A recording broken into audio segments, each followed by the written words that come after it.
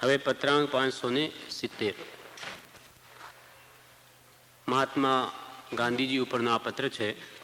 મુંબઈ ફાગણવાદ 5 સની 1951. સુગ્ન ભાઈ શ્રી મોહનલાલ પ્રત્યે શ્રી દરબાન. ગાંધીજી જ્યારે આફ્રિકામાં હતા ત્યારે કૃપાલદેવે આ પત્ર લખ્યો છે. સુગ્ન ભાઈ શ્રી મોહનલાલ પ્રત્યે શ્રી દરબાન. મોહનલાલ કરમચંદ ગાંધી, ગાંધીજીનું આ નામ હતું. તેનામાં કૃપાલદેવ લખે છે, પત્ર એક મળ્યું છે. એટલે કૃપાળુદેવનો પત્ર, કૃપાળુદેવને ગાંધીજીએ પત્ર લખ્યો તે મળ્યો છે. તેના જવાબમાં કૃપાળદેવ આ પત્ર લખે છે. પત્ર એક મળ્યું છે. જેમ જેમ ઉપાધિનો ત્યાગ થાય તેમ તેમ સમાધિ સુખ પ્રગટે છે. જેમ જેમ ઉપાધિનું ગ્રહણ થાય તેમ તેમ સમાધિ સુખ હાનિ પામે છે. વિચાર કરીએ તો આ વાત પ્રત્યક્ષ અનુભવ રૂપ થાય છે. જો કંઈ પણ આ સંસારના પદાર્થનો વિચાર કરવામાં આવે તો તે પ્રત્યે વૈરાગ્ય આવ્યા વિના રહે નહીં, કેમ કે માત્ર અવિચારે કરીને તેમાં મોહ બુદ્ધિ રહે છે. કૃપાલદેવ કહે છે કે જેમ જેમ ઉપાધિનો ત્યાગ થાય તેમ તેમ સમાધિ સુખ પ્રગટે છે. જેમ જેમ ઉપાધિ ઓછી થતી જાય તેમ તેમ આત્માનું જે સમાધિ એટલે સ્વસ્થતાનું જે સુખ છે, નિર્વિકલ્પ સુખ છે, તે વધતું જાય છે. કેમ કે જેમ જેમ ઉપાધિ વધે છે તેમ તેમ સંકલ્પ વિકલ્પ વધે છે. જેટલી ઉપાધિ એટલા વિકલ્પો વિશેષ, અને એટલું આત્મા પીડિત થાય છે, દુઃખી થાય છે. માટે જેમ જેમ ઉપાધિનું ત્યાગ થાય તેમ તેમ આત્માનું સમાધિ સુખ. કૃપાલદેવેની વ્યાખ્યા કરી, આત્મ પરિણામની સ્વસ્થતાને શ્રી તીર્થંકર સમાધિ કહે છે. આત્માના પરિણામ એટલે ભાવ, સ્વમાં સ્થિત રહેવા. એ પરમો જાય, વિભાવમાં જાય એટલે આત્મા દુઃખી થાય છે. જેટલો સ્વભાવમાં રહે, શાંતિ સ્વભાવમાં રહે, જ્યાં રાગદ્વેષનો અભાવ છે. કેમ કે રાગદ્વેષ એ આત્માનો સ્વભાવ નથી. રાગ દ્વેષ કહો, કશાય ભાવ કહો, એ જેટલા ઘટે એટલું આત્માને શાંતિનું સુખ પ્રગટે છે. જે સ્વાભાવિક છે, સ્વભાવથી જ ઉત્પન્ન થયેલું, એ કશાયથી આત્મા મલિન થાય છે. સંકલ્પ વિકલ્પમાં આવી જઈ કશાય ભાવમાં આવીને દુઃખી થાય છે. માટે કૃપાલદેવે આ જાણે સિદ્ધાંત કહ્યો કે જેમ જેમ ઉપાધિનું ત્યાગ થાય તેમ તેમ સમાધિ સુખ પ્રગટે છે. આગળ એક પત્રાંકમાં કહ્યું કૃપાલદેવે કે રાંડી રૂએ માંડી રૂએ ને સાત ભરતાર વાળી તો મોઢું જ ન ખોલે. ઘર માંડેલી હોય તે પણ રડે. રાંડી એટલે જેને રંડાપો આવી ગયો, પતિ મરી ગયો, તે રડે. અને માંડી રૂએ જેને ઘર માંડ્યું તે રડે. અને સાત ભરતાર વાળી તો મોઢું જ ન ઉગાડે. એટલે આ સંસારમાં બધા જ દુઃખી છે. પોતાનો જેને પતિ નથી એ દુઃખી, અને જેને ઘર માંડ્યું તો એને કુટુંબ, પ્રપંચ, વ્યવહાર, વેપારને લઈને એ દુઃખી, અને જેને અત્યંત ઉપાધિ છે તે તો સર્વથા દુઃખી. એટલે સાત ભરતાર વાળી તો મોઢું જ ન ઉગાડે. તેમ આ સંસારમાં સર્વ પ્રાણીઓ આધિ વ્યાધિ ઉપાધિથી દુઃખી છે, પ્રજ્વલિત છે. આખો લોક, ત્રણેય લોક. એમ જેમ જેમ ઉપાધિનો ત્યાગ થાય, જેમ જેમ આરંભ પરિગ્રહથી જીવ નિવર્તે, તેટલી જ એને આત્મ શાંતિ વિદાય છે. આ કોના માટે છે? આત્મલક્ષી પુરુષ માટે, આત્માર્થીને માટે આ કહેવું છે. નહીં તો ઉપાધિ છોડીને નિવૃત્તિને એ પરની ઉપાધિ મોડ લે, બીજાના પ્રપંચ કરે, એટલે ઘર છોડીને બીજાના વિકલ્પો કરીને ઘર ભાંગે. તેના કરતો તો ધંધો વ્યવસાયમાં રહેવું વધારે સારું છે. આત્માર્થી પુરુષ માટે કહેવું છે કે નિવૃત્તિ આત્માના લક્ષ્ય લેવી અને એનો સદુપયોગ કરવો. આરંભ પરિગ્રહથી નિવૃત્તિ એ સમયે સત્પુરુષની આજ્ઞા ઉઠાવવામાં ગાળવો. માટે જેમ જેમ આત્માર્થી માટે ખરેખર ઉપાધિનો ત્યાગ થાય છે તેમ તેમ સમાધિ સુખ પ્રગટે છે. અને જેમ જેમ ઉપાધિનું ગ્રહણ થાય તેમ તેમ સમાધિ સુખ હાનિ પામે છે. કૃપાલદેવે 832 પત્રમાં કહ્યું કે જગતના સર્વ જીવો કંઈ ને કંઈ મેળવીને સુખ પ્રાપ્ત કરવા ઈચ્છે છે, પણ હો જગતના સર્વ જીવો કંઈ ને કંઈ મેળવીને સુખ પ્રાપ્ત કરવા ઈચ્છે છે. મોટો ચક્રવર્તી તે પણ વધતા વૈભવ અને પરિગ્રહના સંકલ્પમાં પ્રયત્નવાન છે તે મેળવવામાં સુખ માને છે. પણ અહો જ્ઞાનીઓએ તો તેથી વિપરીત સુખનો માર્ગ નિર્ણિત કર્યો કે કિંચિત માત્ર ગ્રહવું તે સુખનો નાશ છે. જગત ભગતના રસ્તા જુદા. જ્ઞાની પુરુષો ત્યાગીને સુખ માને, સાચું સુખ છે ત્યાગમાં, જ્યારે જગતવાસી જીવો ગ્રહણ કરીને સુખ માને. કેટલી બધી માન્યતાઓમાં વિપરીતતા છે. એનું નામ જ મિથ્યાત્વ. મિથ્યાત્વ એટલે બીજી કંઈ વસ્તુ નથી. સમ્યક જ્ઞાનનું વિપરીતપણે પરિણમવું તેનું નામ અજ્ઞાન કહો, મિથ્યાત્વ કહો, વિપરીત માન્યતા કહો, દર્શન મોહ કહો, એક જ છે. અને એ જ સર્વ દુઃખનું મૂળ છે. જ્ઞાની પુરુષો ત્યાગમાં સુખ માને, જ્યારે સંસારી જીવ ગ્રહણમાં સુખ માને છે. જગતના સર્વ જીવો કંઈ ને કંઈ મળે તો સુખ માને, મેળવીને સુખ પ્રાપ્ત કરવાય છે. જેમ કે મોટા ચક્રવર્તીનું દૃષ્ટાંત આપ્યું કે એ પણ જ્યારે વધતા વૈભવમાં સુખ માને, ત્યારે આપણા જેવા પામર જીવોનું તો પૂછવું શું. મોટો ચક્રવર્તી રાજા તે પણ વધતા વૈભવ અને પરિગ્રહના સંકલ્પમાં પ્રયત્નવાન છે. તેમ આપણે પણ સંસારી જીવોની આ સ્થિતિ છે. હંમેશા આરંભ પરિગ્રહમાં પ્રવૃત્તિ ધંધા વગેરેની કરી ને કંઈ કંઈ વધારો કરીએ સંપત્તિમાં, એમ માનીએ છીએ જેથી કે હું સુખી થઈશ, કંઈ ને કંઈ મેળવવામાં સુખ પ્રાપ્ત કરવાય છે. પણ અહો, આશ્ચર્ય વિરામ મૂક્યો, અહો પણ અહો જ્ઞાનીઓએ તો તેથી વિપરીત જ સુખનો માર્ગ નિર્ણિત કર્યો. એનાથી સાવ વિપરીત એવો સુખનો માર્ગ નક્કી કર્યો કે કિંચિત માત્ર પણ ગ્રહવું એ સુખનો નાશ છે. કંઈ પણ ગ્રહણ બુદ્ધિ જ્યાં થઈ ત્યાં સુખનો જ્ઞાનીઓ કે નાશ થઈ ગયો, સુખ ગયું. તેમ જેમ જેમ ઉપાધિનું ગ્રહણ થાય તેમ તેમ સમાધિ સુખ હાનિ પામે છે. સમાધિ સુખ હાનિ પામે છે. પરમ કૃપાળુ દેવ કે ભરત ચક્રવર્તી જેવા, એમને પરિગ્રહ ઓછો નહોતો ભરત ચક્રવર્તીને, છતાં મૂર્છા નહોતી, મમત્વ ભાવ નહોતો, મારાપણું નહોતું. માટે 6 ખંડનું આધિપત્ય ભોગવતા છતાં પણ એ નિર્મોહી હતા, સુખી હતા. કેમ કે મારાપણું માન્યું જ નહોતું, મારું છે જ નહીં. એવી વૃત્તિ જ્યાં આત્મસ્મૃતિ હંમેશા જાગ્રત રહેવાથી એમને મમત્વ ભાવ નહોતો. તે એવા મહાત્માને પરિગ્રહ નથી. પરિગ્રહની મૂર્છા, પરિગ્રહ ઉમા સ્વાતિ ભગવંતે મોક્ષ શાસ્ત્રમાં એ વ્યાખ્યા કરી, જ્યાં મૂર્છા એ જ પરિગ્રહ છે. જેને મૂર્છા નથી અને પરિગ્રહ ગમે એટલો હોય તો નથી. પણ એવા વિરળા પુરુષો હોય છે. એ તો સમ્યક દ્રષ્ટિ મહાત્મા હતા, માટે એને બધું હોવા છતાં એમાં મારા પણ નહોતું. એ તો સ્વરૂપ જાગૃતિમાં રહેતા હતા, બબ્બે ઘડીએ આત્મ સ્મૃતિમાં ડૂબકી લગાવતા હતા. ભલે ને રાજમહેલમાં બેઠા હોય, રાણીવાસમાં બેઠા હોય, છતાં પણ 48 મિનિટની અંદર તો સ્વરૂપમાં જઈને આત્માનો અનુભવ કરીને બહાર આવતા. એમને ક્યાંથી પરપદાર્થ પ્રત્યે મોહ થાય? કેમ કે આત્માનું સુખ એ 2 ઘડીની અંદર તો એકવાર વેદી જ લે. તો એવા પુરુષોને સમાધિ સુખ હાનિ ન પામે, કેમ કે મારા પણ નહોતું. એવું જ પરમ કૃપાળુ દેવનું પોતે ઘરમાં છે, વેપાર કરવા પડે, વ્યવહાર ચલાવવો પડે, છતાં આસક્તિ નથી. છૂટું છૂટું ના જેને ભણકારા છે, જો કર્મ માર્ગ આપે તો એક સમય પણ એ ગ્રહમાં રહેવા તૈયાર નથી. એવા પુરુષને કાંઈ મારાપણું નથી. એને સમાધિ સુખ એનું હાનિ નથી પામતું. પણ મોટો ભાગ સંસારી જીવોનો આપણા જેવો જ છે કે જેને આવા બાહ્ય ઉપાધિના ઉદય હોય છે કે તેમાં તન્મય થઈ જાય છે.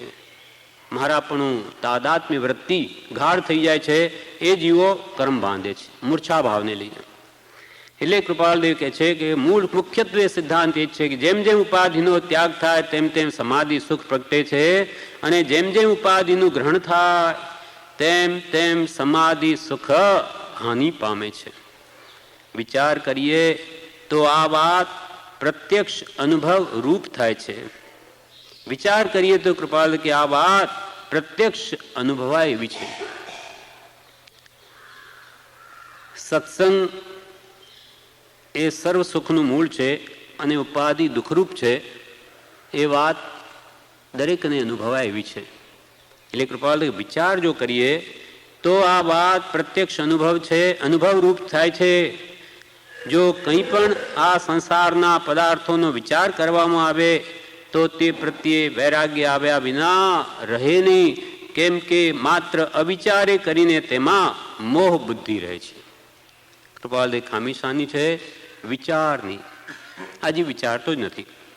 ઉપાધિમાં હોય કે દુનિયા જેમ કરતી એમ કરી જાય છે કે ભાઈ પૈસા મેળવવામાં સુખ તો બધા એના પાછળ પડે, કે ઘર કુટુંબ હોય તો સુખી એનાથી માતા મળે કે પૈસાથી મળે કે પુત્રથી મળે. એ જગતવાસી જીવોનો જે અભિપ્રાય છે એ જોઈને જીવ ચાલ્યા જ કરે છે. પણ જ્ઞાની પુરુષના અભિપ્રાય એને નિર્ણય કર્યો નથી કે સાચું સુખ સામો છે. એટલે વિચાર કરીએ તો આ વાત પ્રત્યક્ષ અનુભવ રૂપ થાય છે. સાચું સુખ ત્યાગમાં છે કે રાગમાં છે, ઉપાધિમાં છે કે ગ્રહણમાં છે, વિચારે તો સમજાય એવું છે. જો કંઈ પણ આ સંસારના પદાર્થોનો વિચાર કરવામાં આવે તો તે પ્રત્યે વૈરાગ્ય આવ્યા વિના રહે નહીં. કૃપાલ કે જો આ જગતના કોઈ પણ પદાર્થનો જો વિચાર કરવામાં આવે તો તે પ્રત્યે આ જીવને વૈરાગ્ય આવ્યા વિના રહે નહીં એમ કહ્યું. કેમ કે માત્ર અવિચારે કરીને તેમાં મોહ બુદ્ધિ રહે છે. સંસારના પદાર્થોનું તુચ્છપણું છે પણ એને ભાસ્યું નથી. માટે કાં તો પૂર્વના સંસ્કારી હોય તો પૂર્વના આરાધક હોય તો અહીંયા આવતા જ એને વૈરાગ્ય વૃત્તિ રહે, નહીં તો પછી કંઈ સત્સંગ વડે સત વસ્તુ સમજાતા એને સંસાર દુઃખરૂપ ભાસે, તુચ્છ ભાસે, અને આત્માનું સુખ જે શાંતિમાં રહેલું છે, કશાયના અભાવમાં રહેલું એને સમજાય છે. એને સમજાય ત્યારે આપોઆપ એને ગ્રહણ કરે છે. કેમ કે માત્ર અવિચારે કરીને તેમાં મોહ બુદ્ધિ રહે છે. જેમ કે કૃપાળદેવના વચનો કે બીજા કોઈ શાસ્ત્રોમાં છે એટલે એમાં વસ્તુનું વાસ્તવિક સ્વરૂપ બતાવ્યું હતું એને ખ્યાલમાં આવે અને આપોઆપ એ પ્રત્યેથી ભાવ હટે. જેમ કે આપણે આ 12 ભાવના વાંચી એમાં કૃપાળદેવે શું કહ્યું? પૈસા પ્રત્યે મોહ થાય, ધનાદિ પ્રત્યે તો કૃપાળદેવે શું કહ્યું? વિદ્યુત લક્ષ્મી. લક્ષ્મી એ તો વીજળી જેવી છે. પ્રભુતા પતંગ, અધિકાર તે પતંગિયા રંગ જેવો છે, 4 દિવસની ચટકી છે. આયુષ્ય તે તો જળના તરંગ, જળના તરંગની જેમ આયુષ્ય ક્ષણિક છે. પુરંદરી ચાપ અનંગ રંગ, આ કામદેવના રંગ પણ ઇન્દ્રધનુષ જેવા છે. શું રાચીએ ત્યાં ક્ષણનો પ્રસંગ, ક્ષણ માત્ર પણ ત્યાં શું રાચવું? એમ વસ્તુની વાસ્તવિકતા જેમ જેમ સમજાય વિચારે કરીને તેમ તેમ તેમાંથી મોહ બુદ્ધિ ઘટે છે. કેમ કે માત્ર અવિચારે કરીને તેમાં મોહ બુદ્ધિ રહે છે. એના વિવેચનમાં બ્રહ્મચારીજીએ કહ્યું છે,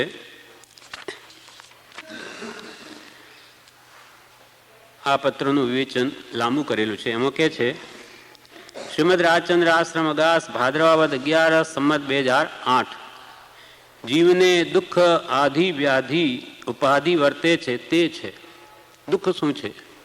ત્રિવિધ તાપાગ્નિથી આખો લોક પ્રજ્વલિત છે. આખો લોક એટલે 3 લોક, ઉર્ધ્વ અધો ને તિર્યક, બધા આધિ વ્યાધિ ઉપાધિને લઈને ઉકળી રહ્યા છે. મનમાં ચિંતા થાય તે આધિ, શરીરમાં સંબંધી દુઃખ તે વ્યાધિ, અને બહારની કડાકૂટ તે ઉપાધિ છે. એથી નવરો થાય તો વિચાર જાગે. નવરો થાય કંઈ ઉપાધિથી કે માનસિક ચિંતાઓથી કે શારીરિક દુઃખથી તો કંઈ આત્મવિચારને અવકાશ મળે. જેને ઉપાધિ ન હોય તેને એટલી ચિંતા ઓછી છે અને અવકાશ મળે. ઉપાધિ ઓછી હોય તો અવકાશ મળે ને આત્મવિચાર કરી શકે. અવકાશ જ્ઞાનીની આજ્ઞા આરાધવામાં ગાળે તો તેથી સમાધિ સુખ પ્રગટે. એ જે અવકાશ એને મળ્યો ઉપાધિ આરંપરિક રીતથી ઓછા કર્યા, અવકાશ મળ્યો તે જ્ઞાની પુરુષની આજ્ઞા આરાધવામાં ગાળે. જ્ઞાની પુરુષની આજ્ઞા શું છે? ભક્તિ સ્વાધ્યાય કરીને રાગ દ્વેષ કશાય ભાવોને ઘટાડવા, સ્વરૂપ સ્મૃતિમાં રહેવું. એ અવકાશ જ્ઞાનીની આજ્ઞા આરાધવામાં ગાળે તો તેથી સમાધિ સુખ પ્રગટે. જેમ જેમ ઉપાધિનો ત્યાગ થાય તેમ તેમ સમાધિ સુખ પ્રગટે છે. એ વાત જો હૃદયમાં ચોંટી જાય તો કામ થઈ જાય એવું છે કે ઉપાધિનો ત્યાગ તો જ સમાધિ સુખ પ્રગટે. એ વાત જો હૃદયમાં બ્રહ્મચારી કે છે ચોંટી જાય તો જરૂર એનું કામ થાય. ઉપાધિ તો પૂર્વ કર્મ છે પણ સમાધિ રાખવી આપણે હાથ છે. ઉપાધિ તો આવવાની, આપણે જેવા પૂર્વે કર્મ બાંધ્યા તેવા જે પૂતગલ સ્પર્શના નિશ્ચય પરસેસ હોય, પણ મમતા સમતા ભાવસે કર્મ બંધ ક્ષય. ઉપાધિનું ગ્રહણ જે યોગ લખ્યો હશે થશે જ, કુટુંબ કે ધનાદિની, પણ એમાં મારાપણું કરવું કે નહીં એ આપણા હાથમાં છે. મમતા કરે તો બંધાય, મૂર્છા ભાવે જ મમતા છે. ને સમતા રાખે કે ઉદ્યાધીન મળ્યું છે, બધું જવાનું છે. વૈરાગ ઉપશમ જાગ્રત રાખે તો કાંઈ નહીં, ગયું આવીને જાય, બંધ નહીં થાય. મમતા સમતા ભાવ સે કર્મ બંધ ક્ષય. મમતા કરી લે એમાં મારાપણું તો કર્મનો બંધ. સમતા ભાવે બધું જોયા કરે, ઠીક છે કુટુંબ મળ્યું, શું મેં કંઈ વિશેષ થયું, આખા દુનિયામાં બધાને છે જ ને. ધનાદિ બધાને પ્રાપ્ત થાય, જતું પણ રહે, એમાં શું મોહ મમત કરવો. એવી આત્મજાગૃતિ હોય તો એ નવા બંધ નહીં કરે. ઉપાધિ તો પૂર્વ કર્મ છે, પણ સમાધિ રાખવી આપણે હાથ છે. જેટલી ઉપાધિ છે તેટલી અનાથતા છે. જેટલી ઉપાધિ આપણને ભોગવી પડે એ આપણે અનાથપણું છે, એ જ કર્મ બંધાવે. જેટલી ઉપાધિ તેટલી અસમાધિ. ઉપાધિ છોડી નિવૃત્તિ લેવી અને ગમતી નથી. કંઈ કામ ન હોય, નવરાશ મળી હોય તો પણ કંઈ ને કંઈ લઈ બેસે. એને ઉપાધિ પ્રિય છે. અનાદિનો અભ્યાસ પરિગ્રહ સંજ્ઞા કામ કરે છે. અનાદિકાળની ભય સંજ્ઞા, મૈથુન સંજ્ઞા, પરિગ્રહ સંજ્ઞા, આહાર સંજ્ઞાને લઈને એને નવરું બેસવું ગમતું નથી. નવરાશ મળી હોય તો પણ કંઈ ને કંઈ કામ લઈ બેસે. જેટલો ઉપાધિનો ત્યાગ થાય તેટલું સમાધિનું કારણ થાય છે. ઉપાસનો અને પારણાનો 2 દિવસ તપાસે તો ખબર પડે કે ઉપાસને દિવસે કંઈ ફિકર ચિંતા નથી અને પારણાના દિવસે ઉપાધિ છે. દ્રષ્ટાંતિ કહ્યું બ્રહ્મચારીજીએ કે એક પારણાનો દિવસ હોય ને એક ઉપવાસનો દિવસ હોય. ઉપવાસના દિવસે કોઈ ઉપાધિ નથી, જ્યારે પારણું હોય તે દિવસે કેટલી બધી ઉપાધિ. હવે જમવું છે એટલે નાસ્તામાં શું કરું, કાલે ઉપવાસ હતો, લવિંગ પાણી બનાવો કે શીરો બનાવો કે શું શું ખાઓ, અનેક પ્રકારની ઈચ્છાઓ ઉત્પન્ન થાય છે. એટલે ઈચ્છા માત્ર જીવને દુઃખ છે. એમ દ્રષ્ટાંતિ કહ્યું કે ઉપાસનો અને પારણાનો 2 દિવસ તપાસે તો ખબર પડે કે ઉપાસના દિવસે કંઈ ફિકર નથી, જ્યારે પારણાના દિવસે ઉપાધિ છે. જેને આજ્ઞા મળી છે તેને નિવૃત્તિ બહુ સારી છે. સત્પુરુષની આજ્ઞા મળી, ધર્મ પ્રાપ્ત થયો, ધર્મનું સાધન મળ્યું, તેને માટે આ આરંભ પરિગ્રહની નિવૃત્તિ ઉપર જ્ઞાનીઓ ઘણો ભાર આપ્યો છે. કેમ કે નિવૃત્તિ આત્માર્થીજીને બહુ જ સારી છે. જેને આજ્ઞા મળી છે તેને નિવૃત્તિ બહુ સારી છે. સમજીને નિવૃત્તિ લે તો પ્રવૃત્તિમાં હોય તો પણ નિવૃત્તિનો સ્વાદ ન ભૂલે. પ્રવૃત્તિ કરવી પડે કદાચ કર્માદિ, તો પણ સુખ તો સત્સંગમાં છે, નિવૃત્તિમાં છે. આરંપરિક નિવૃત્તિમાં છે, સત્પુરુષની આજ્ઞામાં, ભક્તિ સ્વાધ્યાયમાં છે. એ ભૂલે નહીં. આત્માનો સ્વભાવ ઉપાધિ કરવાનો નથી, એ તો કર્મને લઈને આવી પડ્યું છે. આપણની ઉપાધિ ખરેખર પ્રિય નથી કોઈ પણ આત્માને. બધા જીવને દુકાને જવું ગમે નહીં, ઘરમાં બેસીને નિરાતે સ્વ છંદે એટલે સ્વમતિ કલ્પનાએ જેમ કરવું હોય તેમ કરવામાં એને આનંદ આવે, પણ એને જવું પડે. સમયસર દુકાને કે નોકરીએ જવું જ પડે. કેમ કે એક વગર ઘર ચાલે નહીં. કુટુંબ હોય એને પોષણ કરવા માટે મેળવવું પડે. એટલે એને ગમે નહીં ઉપાધિ પણ કરવી જ પડે. કેમ કે વિષયાકાંક્ષાને લઈને ઘર માંડ્યું, એને ચલાવવું પડે.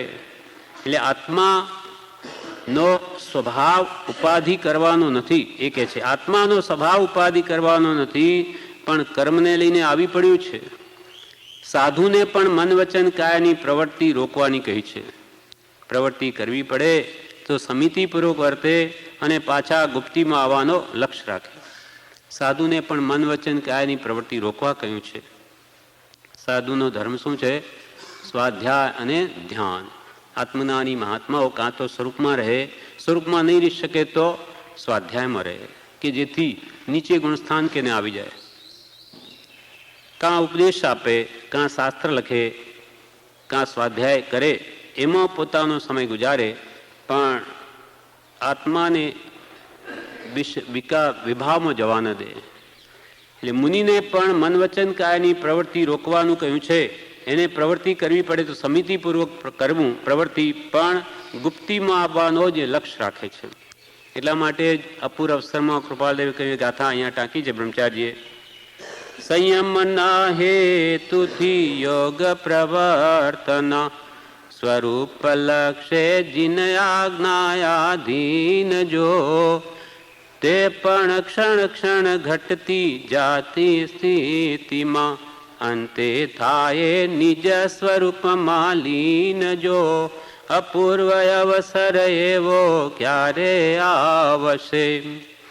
મુનિ મહાત્માઓને જે કંઈ પણ પ્રવૃત્તિ કરવી પડે, શરીર છે માટે ભોજન લેવું પડે, મળ ત્યાગ કરવા પડે, લેવું મૂકવું કરવું પડે, તો 5 સમિતિ ઇરિયા, સમિતિ ભાષા, સમિતિ યશના, સમિતિ આદાન ભંડમત અને પારિષ્ટાપણિકા સમિતિ, એ 5 સમિતિ પૂર્વક જ્ઞાનીની આજ્ઞા જેમ આપી છે તેમ ચાલવું પડે તો ચાલે, બોલવું પડે તો બોલે. આ પ્રમાણે સંયમના હેતુથી જ એના મન વચન કાયના યોગની પ્રવર્તના છે. માત્ર સંયમાર્થે સ્વરૂપ લક્ષ્ય, સ્વરૂપનો લક્ષ્ય ભૂલે નહીં કહી, જેને આજ્ઞા આધીન, જીનેશ્વર ભગવાને જેમ કહ્યું તેમ જ પ્રવર્તે. અને તે પ્રવૃત્તિ પણ યોગની પ્રવર્તના પણ તે પણ ક્ષણ ક્ષણ ઘટતી જાતી સ્થિતિમાં, એ પ્રવૃત્તિઓને પણ ધીમે ધીમે ગુણસ્થાન વધે તેમ પ્રવૃત્તિ ઘટતી જાય અને અંતે થાય નિજ સ્વરૂપમાં લીંજો, નિજ સહજાત્મ સ્વરૂપમાં સંપૂર્ણપણે કેવલના પ્રગટે ત્યારે સ્થિતિ થાય છે. ત્યાં સુધી બધી પ્રવૃત્તિ ઘટતી જાય છે. એમ મુનિઓને પણ પ્રવૃત્તિ ઘટાડવાનું કહ્યું, આત્માનું નિર્વિકલ્પ સુખ પ્રગટાવવા માટે, જ્યાં અનંત સુખ છે.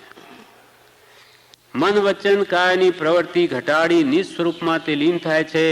સંસારના પદાર્થોનો યથાર્થ વિચાર હોય તો તે વૈરાગ્યની વૃદ્ધિ કરે છે. સંસારને વિચારે તો ચારે ગતિમાં દુઃખ જણાય. શરીરનો વિચાર કરે તો શરીર પણ પૂતગલનું છે. અહીંયા કહ્યું ને ગાંધીજીને કૃપાલદેવે કે ઉપાધિનું જેમ જેમ ત્યાગ થાય તેમ તેમ સમાધિ સુખ પ્રગટે છે. અને વિચાર કરીએ તો આ વાત પ્રત્યક્ષ અનુભવ રૂપ થાય છે. જો કંઈ પણ આ સંસારના પદાર્થોનો વિચાર કરવામાં આવે તો તે પ્રત્યે વૈરાગ્ય આવ્યા વિના રહે નહીં. કેમ કે માત્ર અવિચારે કરીને તેમાં મોહ બુદ્ધિ રહે છે, વિચાર નથી જગતના પદાર્થોનો, તેથી એને એમાં આસક્તિ રહે છે. એટલે અનાદિકાલથી અજ્ઞાન ચાલ્યું આવે છે. અજ્ઞાનના કારણે જ આ કશાય ભાવો છે. જે સ્વરૂપ સમજ્યા વિના પામ્યો દુઃખ અનંત, આત્માનું ભાન નથી થતું કે હું આત્મા છું, ત્યાં સુધી બધું દુઃખ છે. અથવા હું દેહ છું પણ આત્મા નહીં, એ ઓળખાણ જ્યાં સુધી થતી નથી ત્યાં સુધી કશાય ભાવો છે, બધું જ છે. હું સજાત્મ સ્વરૂપ છું, દેહ તે મારું સ્વરૂપ નહીં. એ વાત જો દ્રઢ થાય તો એના કશાયો મોડા પડવા માંડે. રાગ દ્વેષ કહો, કશાય ભાવ કોઈ એક જ છે. અને આ દેહ પણ કરવા યોગ્ય કાર્ય એક જ છે કે કોઈ પ્રત્યે કિંચિત રાગ અથવા કોઈ પ્રત્યે કિંચિત માત્ર દ્વેષ ન રહે. સર્વત્ર સમદશા વર્તે જ કલ્યાણનો મુખ્ય નિશ્ચય છે. રાગ દ્વેષ ઘટાડવા છે, કશાયો ઘટાડવા છે. કેમ કે કશાય ઘટે તેટલું જ કલ્યાણ છે. અને વિચાર કર્યા વિના આ કશાયો ત્રિકાળમાં ઘટે નહીં.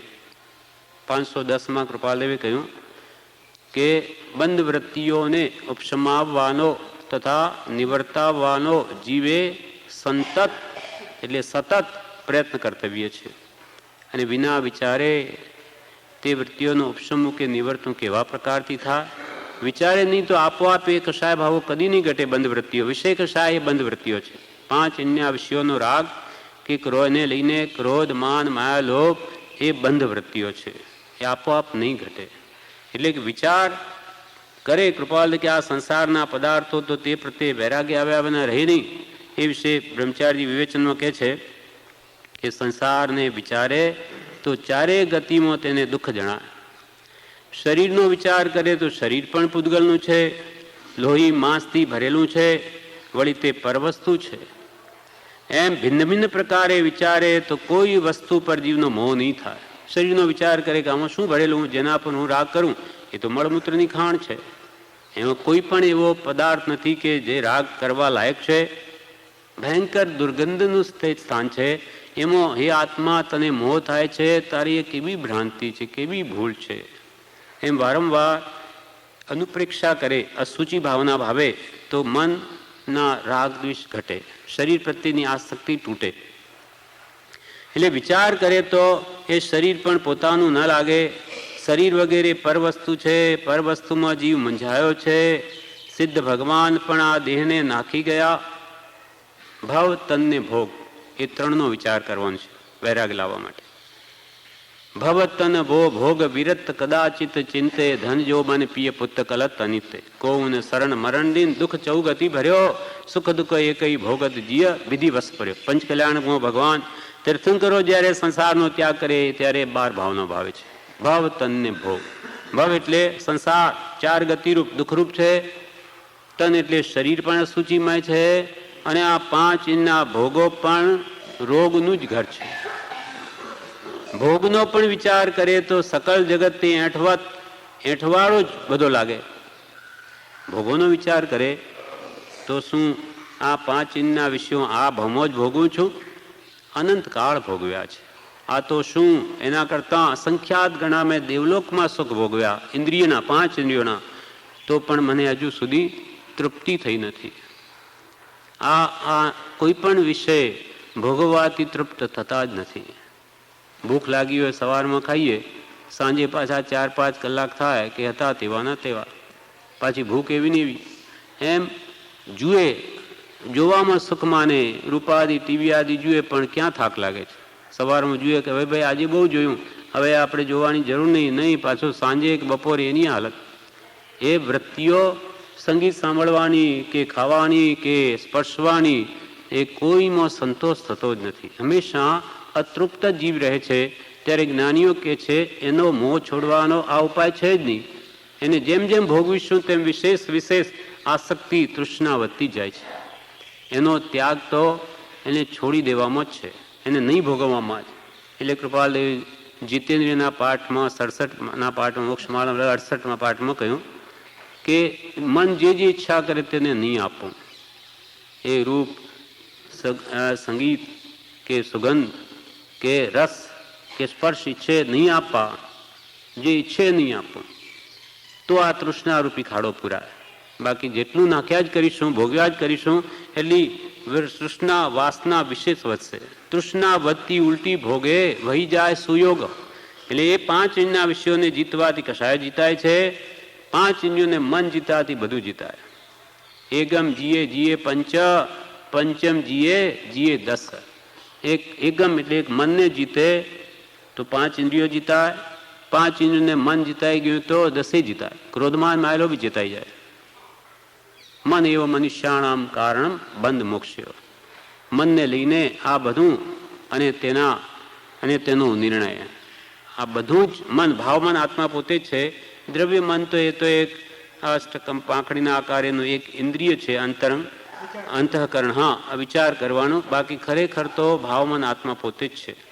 એ જો આ સત્પુરુષના બોધે વસ્તુ સ્વરૂપ સમજાઈ જાય અને 5 ઇન્દ્રિયના મોહ ઘટી જાય વિષયોનો, તો એનું મન જીતાઈ જાય.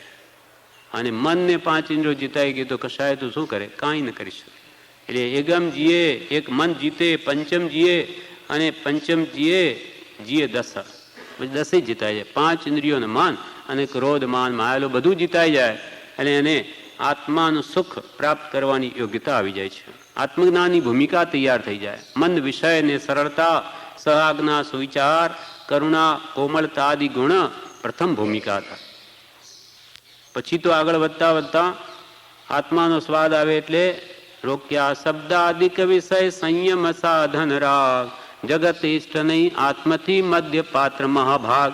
5 ઇન્દ્રિયના વિષયોને રોકી લઈને જ્યારે આત્માનો સ્વાદ આવી ગયો કે પછી જગત ઇષ્ટની આત્મથી, પછી એને આત્માથી આખું જગત ઇષ્ટની ભાષે, આત્મા જ સુખરૂપ ભાષે.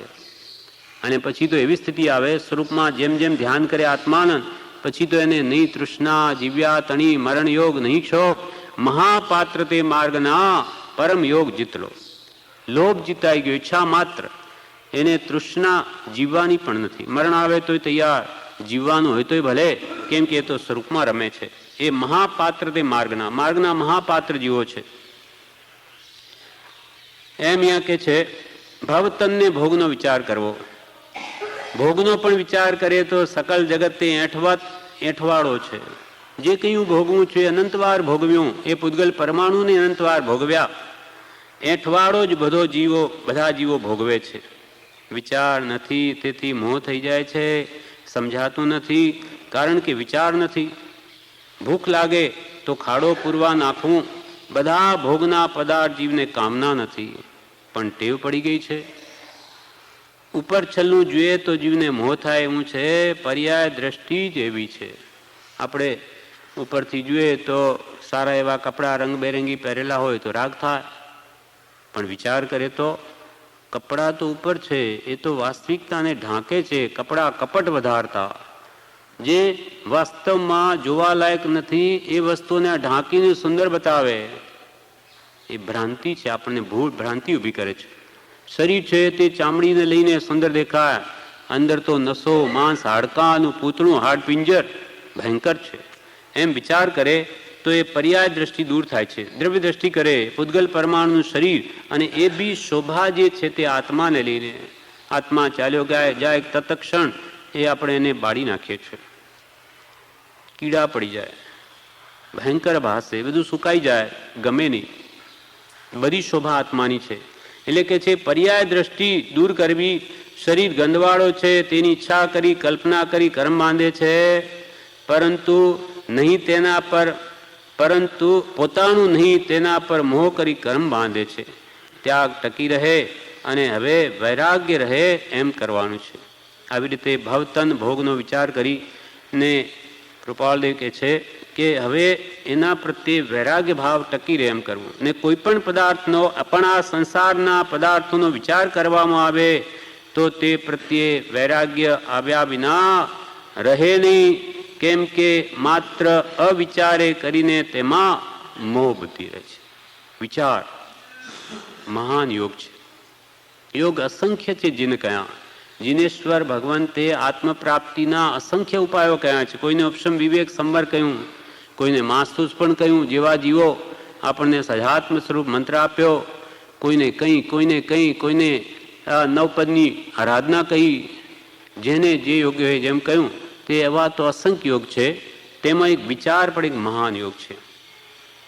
એટલે કૃપાળદેવ કે હવે બીજું કહીએ કેટલું કહીએ તમને, જે કંઈ અમારે કહેવું છે તે બધું આત્મસિદ્ધિમાં કહી દીધું.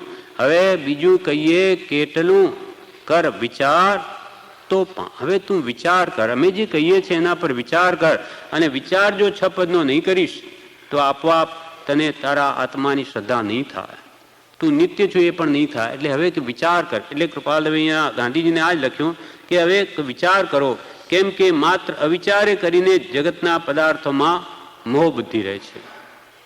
હવે આગળ કે છે કૃપાળદેવ 6 પદની વાત કરે છે ગાંધીજીને કે આત્મા છે, આત્મા નિત્ય છે, આત્મા કર્મનો કર્તા છે, આત્મા કર્મનો ભોગતા છે, તેથી તે નિવૃત્ત થઈ શકે છે અને નિવૃત્ત થઈ શકવાના સાધન છે. એમ 6 કારણો જેને વિચારે કરીને સિદ્ધ થાય તેને વિવેક જ્ઞાન અથવા સમ્યક દર્શનની પ્રાપ્તિ ગણવી, એમ શ્રીજીને નિરૂપણ કર્યું છે. જે નિરૂપણ મુમુક્ષુ જીવે વિશેષ કરી અભ્યાસ કરવા યોગ્ય છે. ગાંધીજીના નિમિત્તે કૃપાળદેવે આપણને કહ્યું બધાને કે પ્રથમ પદ આત્મા છે તે નિત્ય છે. પહેલું પદ આત્મા છે જ, એના અનેક કારણો બતાવી અને એ વાત સિદ્ધ કરી. એના દ્રષ્ટાંતોથી પણ અનેક ઉપાયોથી આત્મસિદ્ધિમાં શપથ પત્રમાં છે કરીને સિદ્ધ કરી આપ્યું. જેમ ઘટપટાદી પદાર્થો છે તેમ આત્મા પણ છે, અને એ નિત્ય છે. ત્રણેય કાળમાં એનો નાશ નથી, કેમ કે આત્મા ઉત્પન્ન થયો નથી, માટે નાશ ક્યાંથી થાય? એટલે આત્મા છે, આત્મા નિત્ય છે. ત્રીજું પદ તે કર્મનો કર્તા છે. જ્યાં સુધી વિભાવમાં છે ત્યાંથી કર્મનો કર્તા છે, સ્વભાવમાં આવ્યો ત્યારે સ્વભાવનો કર્તા બને છે. કેમ કે દરેક દ્રવ્યનો પરિણમનશીલ એવો સ્વભાવ છે. જ્યાં સુધી આત્મા વિભાવમાં છે વિભાવ રૂપે પરિણમે છે, સમય સમયે સ્વભાવમાં આવ્યા પછી સ્વભાવ રૂપે પરિણમે. કેમ કે દરેક દ્રવ્યનો પરિણમનશીલ એવો સ્વભાવ જ છે. શુદ્ધ કે અશુદ્ધપણે પરિવર્તનશીલ જ છે દરેક દ્રવ્ય. એમ હોવાથી અવિભાવના કારણે આત્મા કર્મ બાંધે છે, અને કર્મ કરે માટે કર્મનો ભોગતા પણ છે, એના ફળ ભોગવવા પડે, અને તે કરતા ભોગતા પદથી નિવૃત્ત થઈ શકે છે. નિવૃત્ત થવાનું મોક્ષ પણ છે. બધા કર્મોથી મુક્ત થવું તેનું નામ મોક્ષ, એ પણ કે છે પ્રાપ્ત કરી શકાય છે, અને તે નિવૃત્ત થઈ શકવાના સાધન પણ છે. 6થું પદ મોક્ષનો ઉપાય છે. એમાં કહ્યું કે કર્મોથી નિવૃત્ત થવું હોય તો શું કરવું? તો કે જ્ઞાન, દર્શન, સમાધિ, વૈરાગ્ય, ભક્તિ આદિ મોક્ષપદના ઉપાય છે. સમ્યક જ્ઞાન મેળવવું, આપણું અજ્ઞાન કાઢવા માટે, વિપરીત માન્યતાઓ મિથ્યાત્વને કાઢી નાખવા સત્પુરુષે જે બોધ આપ્યો એ બહુ જ વિચારો. વારંવાર પદાર્થનું સ્વરૂપ જ્ઞાનીએ કહ્યું તેમ જ્ઞાનીની દ્રષ્ટિએ વિચારવું, તે છે જ્ઞાન, સમ્યક જ્ઞાન. એટલે જ્ઞાન, દર્શન. દર્શન એટલે જે જ્ઞાનીઓનું દર્શન પદાર્થનું જે રીતે છે એ રીતે જ માનવું. જ્ઞાનીઓ જેમ કહ્યું તેમ જ શ્રદ્ધવું. જ્ઞાન, દર્શન, પછી સમાધિ એટલે ચારિત્ર, સ્વસ્થતા, ચારિત્ર, બાહ્ય સંયમ, તપ આદિ, આદરી, ભક્તિ, સ્વાધ્યાય, આ બધું ચારિત્ર છે આપણું વર્તન. સમ્યક રીતે કરીને આત્માને ઓળખવો, વિભાવને ટાળવું.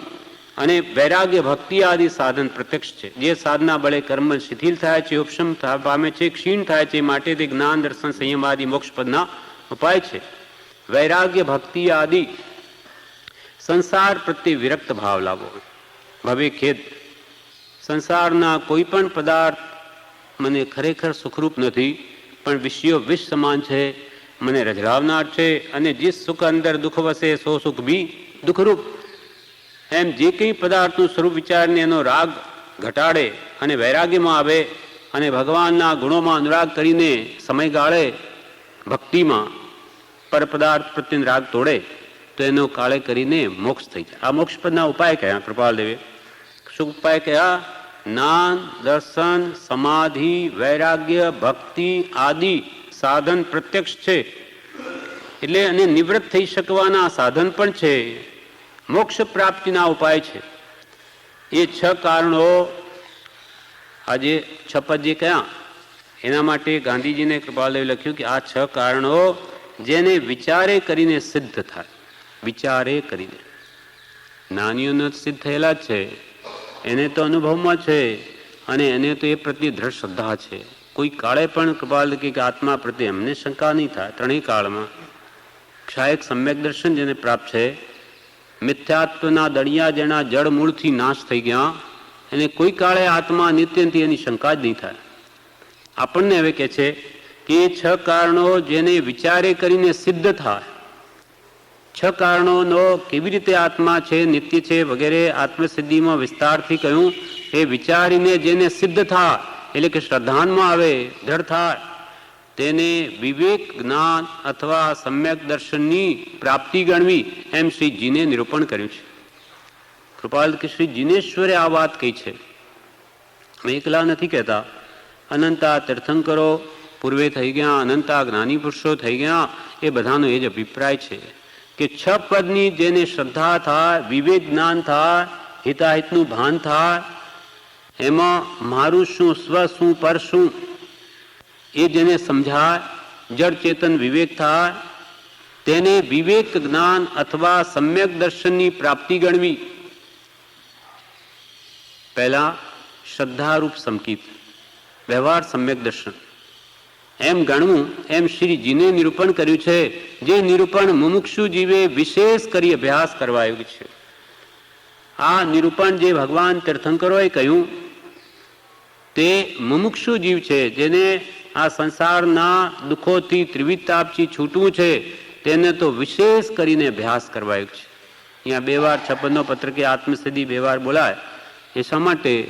કે વિશેષે કરીને આ 6 પદનું શ્રદ્ધાન કર્યું છે, એમાં સમ્યક દર્શન છે. વારંવાર એ ભાવો વિચારવાથી દ્રઢ થાય છે. એટલે જે નિરૂપણ મુમુક્ષુ જીવે વિશેષ કરી અભ્યાસ કરવાયું છે, એના વિશે વિવેચનમાં કહે છે. પ્રશ્ન વૈરાગ્ય કેમ નથી આવતો? તો કે વિચાર નથી. એ વિચાર આવવા સત્સંગ છે. સાંભળે ત્યારે વિચાર આવે ને. કોઈ જીવ સાંભળે તો કે છે વિચાર આવે ને. મન જેમ કે મનુષ્ય ભાવ દુર્લભ છે, એ સાંભળ્યું તો વિચાર આવે કે હવે કંઈ કરી લેવું. મનુષ્ય ભાવ દુર્લભ છે. 10 દ્રષ્ટાંતે કે દેવોને પણ દુર્લભ અથવા અસંખ્યાત ભવોમાં માંડ માનવ દેહ એકવાર મળે, અને 2000 સાગરો પમણ તો 48 જ મળે, નહીં તો નિયમાદિ ગોદમાં જાય. આટલો બધો દુર્લભ માનવ દેહ અસંખ્યાત ભવોમાં જેની પ્રાપ્તિ થાય, તો મારે આ ભાવ મને મનુષ્ય ભાવ મળ્યો તો મારે જરૂર કામ કરી લેવું. એમ સાંભળે, વાંચે, વિચારે તો એને મનુષ્ય ભાવ સ્વભાવની દુર્લભતા લાગે અને એનો સદુપયોગ કરે. સાંભળે ત્યારે વિચાર આવે કે મનુષ્ય ભાવ દુર્લભ છે, તો કે એને સાર્થક કરું એમ થાય. સત્સંગની જરૂર છે, સત્સંગની જરૂર છે. તેમાં કંઈ સાંભળવાનું મળે, સદવિચાર આવે તો વિવેક થાય. તેથી ત્યાગવા યોગને ત્યાગે અને ગ્રહણ કરવા યોગને ગ્રહણ કરે. 6 પદમાં સમ્યક દર્શન રહ્યું છે. એ સમ્યક દર્શનના સ્થાનક એટલે રહેવાના સ્થાનક છે. વિચાર થાય તો વૈરાગ્ય આવે, અને વૈરાગ્ય આવે તો જ્ઞાનીના વચનો સારા લાગે. સંસાર પ્રત્યેનો રાગ ઘટે તો જ એને સત્પુરુષના વચનો ગમે. વૈરાગ્ય આવે તો જ્ઞાનીના વચનો સારા લાગે. તેથી સમ્યક દર્શન થાય, આત્માની શ્રદ્ધા થાય. સત્પુરુષનું મહાત્મ્ય ઘણું છે, પણ જીવને તે સમજાતું નથી. અચિંત્ય તુજ મહાત્મ્યનો, અચિંત્ય ચિંતવી પણ નહીં શકા એટલું સત્પુરુષનું મહાત્મ્ય છે, પણ આપણને લાગ્યું નથી. સત્પુરુષનું મહાત્મ્ય ઘણું છે, પણ જીવને તે સમજાતું નથી. 6 પદના પત્રમાં ઘણો વિસ્તાર કર્યો છે.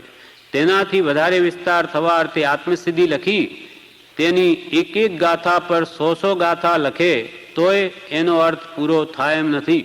બ્રહ્મચારી કહે છે એક એક ગાથા પર 100 ગાથા પણ લખી દઈએ તો પણ આ આત્મસિદ્ધિના અર્થ પૂરા નહીં થાય. 14 પૂર્વનો સાર છે. 14મું પૂર્વ કેટલું મોટું છે. આત્મપ્રવાદ નામનું 7મું જે પૂર્વ હતું 14 પૂર્વ, તેના આધારે આત્મસિદ્ધિ લખાઈ છે. જે આજે તો દ્વાદશાંગીને બધું વિચ્છેદ છે, પણ એના જ્ઞાનથી બહાર નહોતું. એ શુદ્ધ કેવડી હતા કે જેને બધા શાસ્ત્રો ભગવાન મહાવીર પાસે કે અનેક મહાત્મા પાસે પૂર્વજન્મમાં સાંભળ્યા છે, એ યાદ આવવાથી, સ્મૃતિ થવાથી કે એક શબ્દ વાંચતા અમને હજારો શાસ્ત્રો પર દ્રષ્ટિ ફરી વળે છે. એવી જ એની પરમ પ્રજ્ઞા છે. એવો આ પરમ પુરુષ છે કૃપાલદેવ. એ કે છે એણે આત્મસિદ્ધિ લખી છે. એટલે એવી એક એક ગાથા ઉપર કે 100 ગાથા લખી દે તોય ઓછું છે, એમ બ્રહ્મચારીજી કહે છે. હવે ત્યાં વિવેક જ્ઞાન એટલે શું, કોઈ પ્રશ્ન કર્યો. તેના ઉત્તરમાં કહે છે વિવેક એ આત્માને ઓળખવાનો દીવો છે. આત્માના સમ્યક દર્શનાદિ છે તેમાં કર્મની મિશ્રતા થઈ ગઈ છે, તે ટાળવા વિવેક વૈરાગ્યની જરૂર છે. આત્માનો સ્વભાવ તો જ્ઞાન દર્શન ચારિત્રમય જ છે, શુદ્ધ બુદ્ધ ચેતનની ઘન છે, પણ એમાં કર્મનું મિશ્રણ થઈ ગયું અનાદિકાળથી. હવે તેના માટે વિવેકની આવશ્યકતા છે. કર્મ કેવી રીતે શું છે અને કેમ જુદા પાડવા માટે વિવેક અને વૈરાગ્યની જરૂર છે. સંસાર કડવો છે તેને મીઠો માને તે અવિવેક છે. કડવો ઝેર જેવો જ્ઞાનીની દ્રષ્ટિએ સંસાર છે તે આપણે મીઠો અમૃત જેવો ભાસે તો તે અવિવેક છે. દેહ પોતાનો નથી એટલે પોતાનો માને તે અવિવેક છે. સંસાર કડવો છે તેને મીઠો માને તે અવિવેક છે. વૈરાગ્ય એ સંસારને ટાળવાનો ઉપાય છે તેને કડવો ગણે તે પણ અવિવેક છે. પ્રભુશ્રીજીએ કહ્યું હતું કે 6 પદનો પત્ર અમારા ઉપર આવ્યો ત્યારે આમ થયું કે આત્મા સિવાય હવે કંઈ જોવું નહીં, કોઈ ગચ્છમાં મતમાં ઊભા ન રહેવું, બધાથી છૂટી આત્મા પર જ આવવું. 56નો પત્ર જ્યારે પ્રભુશ્રી ઉપર કૃપાલદેવે લખ્યો પહેલા ત્યારે એમને વાંચીને કે છે પ્રભુશ્રી તો એમ થઈ ગયું કે બસ હવે આપણે આત્મા સિવાય કંઈ જોવું જ નથી, તો જ આત્મસિદ્ધિ થાય. કોઈ ગચ્છમાં મતમાં ઊભા જ ન રહેવું, કેમ કે ગચ્છમતની જે કલ્પના તે નહીં સદવ્યવહાર, ભાન નહીં નિજ રૂપનો તે નિશ્ચય નહીં સાર. કોઈ ગચ્છમાં કે મતમાં ઊભા ન રહેવું, બધાથી છૂટી આત્મા પર જ આવવું. એના ઉપરથી બ્રહ્મચારી કહે છે આપણી આ વાત છે, આપણી આ વાત છે. આત્મા છે અનાદિકાલથી જે ભૂલો છે, પોતે આત્મા છે પણ અનાદિકાલથી પોતાની જાતને જ ભૂલી ગયો છે. દેહ છૂટી જાય પણ આત્મા ન મરે એટલું દ્રઢ કરવાનું છે. દેહ છૂટી જાય પણ આત્મા ન મરે એવું દ્રઢ કરવાનું છે. આત્મા કદી ન મરે, નિત્ય છે. એને ભાન નથી કે હું સંસાર વધારું છું. આપણા આત્માને અજ્ઞાનવશ મોહવશ એને ભાન નથી કે હું આ રાગ દ્વેષ કામ ક્રોધાદિ ભાવો કરીને મારા આત્માના ગુણોને હણું છું, ભાવ મરણ કરું છું. એને ભાન નથી. એને ભાન નથી કે હું સંસાર વધારું છું. એ ભય લાગશે ત્યારે જ આંટા ઉકળશે. કશું મારું નથી, ક્યાંય ચેન ન પડે એવું થાય, ખાવું પીવું કશું ન ગમે એવી દશા થાય ત્યારે ખરો વૈરાગ્ય આવે. જીવે કેટલા દુઃખ ભોગવ્યા છે, દેવલોકના સુખ પણ ભોગવ્યા, પણ જન્મ મરણ છૂટ્યા નથી. હવે કશુંય ભોગવું નથી. ઘણું ખાધું, ઘણું પીધું, પણ હવે એ તરફ નજર ન કરવી. હવે તો ક્યારે સિદ્ધ થાઉં, ક્યારે સિદ્ધ થાઉં એ કરવાનું છે. બીજી ઈચ્છાઓ ભાવનાઓ છોડવાની છે. કર્મ બાંધે છે ને ભોગવે છે, તેથી છૂટી શકાવા રૂપ મોક્ષ છે. કે હવે તો ઘણું ખાધું, ખૂબ પીધું, અનંતકાળમાં જો ભેગું કરીએ તો મેરુ પર્વતના ઢગલા